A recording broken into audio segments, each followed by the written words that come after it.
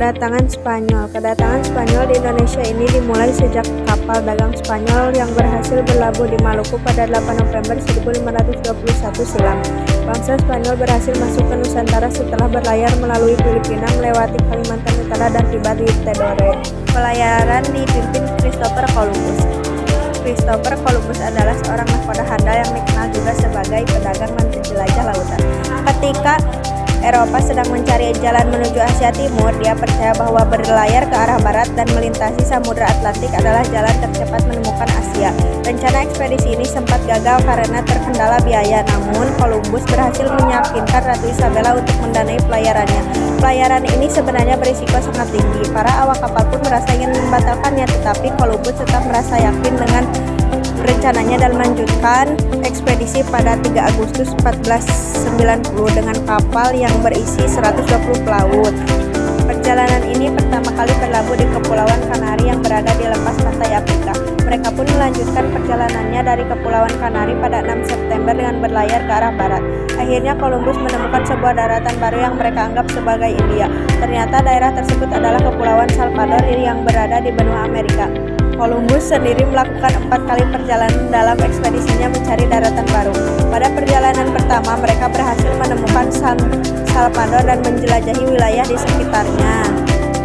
Pada perjalanan kedua, dia berlabuh di Hispania sepanjang selatan kota Cuba yang kemudian dia namai sebagai Pulau Dominika. Pada perjalanan ketiga, dia memperluas daerah jajahannya ke selatan Amerika, khususnya Trinidad dan Venezuela. Dan untuk perjalanan keempatnya, Columbus berlayar hingga ke Honduras, Panama, Amerika Tengah, Meksiko, dan Santiago, Jamaika. Dipimpin Magalhaens. Magellan atau Magalhaens adalah seorang yang telah cukup lama bekerja di pemerintahan Spanyol yang juga merupakan keturunan Portugis.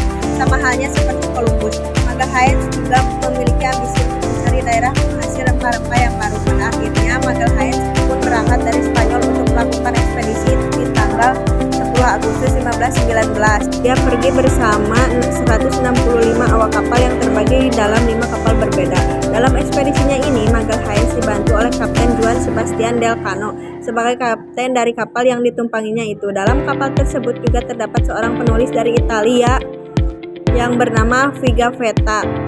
Kisah perjalanan Magalhaens ini pun kemudian ditulis oleh Pigafetta secara khusus. Pelayaran Magalhaens bersama del Cano masih melanjutkan jalur dan ekspedisi Columbus. Mereka melalui Samudra Atlantik kemudian menuju ke arah barat hingga ke pantai timur Amerika Selatan. Setelah itu, mereka juga melanjutkan perjalanan ke ujung benua Amerika dan melewati suatu selat yang mereka namai sebagai Selat Magalhaens. Selain itu, Magalhaens juga menyebarkan agama di setiap daerah yang dia singgahi. Namun ternyata penyebaran agama ini menimbulkan berbagai perlawanan di sebagian wilayahnya. Salah satunya perlawanan atas penyebaran agama tersebut dilakukan oleh orang-orang Macan yang mengakibatkan tewasnya Magalhaens di Filipina. Spanyol tiba di Indonesia. Setelah Magalhaens terbunuh saat di Filipina, ekspedisi mencari rempah-rempah pun dilanjutkan oleh Kapten Juan Sebastian del Cano atau lebih dikenal dengan Kapten del Cano. Perjalanan ini pun disebut dengan ekspedisi Magalhaens del Cano yang berasal dari 2 nama orang yang berbeda. Del Cano melanjutkan perjalanan ke arah selatan melewati Kalimantan Utara dan berujung menemukan wilayah Tidore, Maluku. Saat itu masyarakat Maluku juga tengah melakukan perlawanan terhadap penjajahan yang dilakukan oleh Portugis di tanah Indonesia. Keberhasilan Spanyol sampai di Maluku yang merupakan daerah penghasil rempah-rempah pun seperti impian yang menjadi kenyataan bagi bangsanya sendiri. Pasalnya, Portugis menganggap Spanyol dapat melanggar hak monopoli yang dilakukan oleh Portugis di Maluku. Mereka juga turut bersaing dengan memanfaatkan permusuhan yang terjadi pada kerajaan-kerajaan lokal yakni Tidore dan Ternate. Alhasil, permusuhan antara kerajaan Ternate dan kerajaan Tidore pun semakin memanas karena ditunggangi oleh kepentingan Spanyol dan Portugis di dalamnya. Saat itu, bahkan Spanyol yang dibantu oleh Tidore sempat ikut berperang melawan Portugis yang turut dibantu oleh Ternate. Untuk menyelesaikan konflik antar dua bangsa Eropa dan dua kerajaan lokal ini, akhirnya dilakukanlah sebuah kesepakatan perjanjian yang bernama Perjanjian Saragossa. Perjanjian tersebut dilakukan pada 22 April 1509. Beberapa waktu setelah peperangan selesai dari perjanjian tersebut, akhirnya Spanyol harus angkat kaki dari Maluku dan Portugis dapat kembali memonopoli perdagangan di daerah tersebut. Adapun isi dari perjanjian Saragossa tersebut adalah: 1. Spanyol harus meninggalkan wilayah Maluku dan kembali melakukan perdagangan di wilayah Filipina. 2. Portugis dapat sekitar wilayah Kepulauan Maluku. Setelah perjanjian Saragossa ini disepakati, Spanyol pun kembali ke negaranya dengan melalui jalur barat hingga ke Tanjung Harapan sebelum sampai di negaranya sendiri. Sebab dari ekspedisi ini telah ketahui jika bentuk dunia itu bulat dan bukti dari Delcano yang berlayar dari barat dan dapat kembali ke barat. Selanjutnya, tujuan dari kedatangan Spanyol di Indonesia. Penjajahan Spanyol di Indonesia pertama kali dimulai pada 8 November 1521 ketika Spanyol berhasil menginjakan kakinya di tanah Tidore. Dipimpin oleh Kapten Delcano, kedatangan dari Spanyol ini pun memiliki tujuannya tersendiri. Mereka berkeinginan untuk mewujudkan semangat mimpi 3G, yakni Gold, Glory, dan Gospel. Dan pula penyebab Spanyol singgah di Indonesia. Penjajahan Spanyol di Indonesia bukan terjadi tanpa sebab. Pada sekitar abad ke-15 Masehi, bangsa Eropa sudah mulai berlomba dalam hal pelayaran untuk menemukan sebuah dunia yang baru.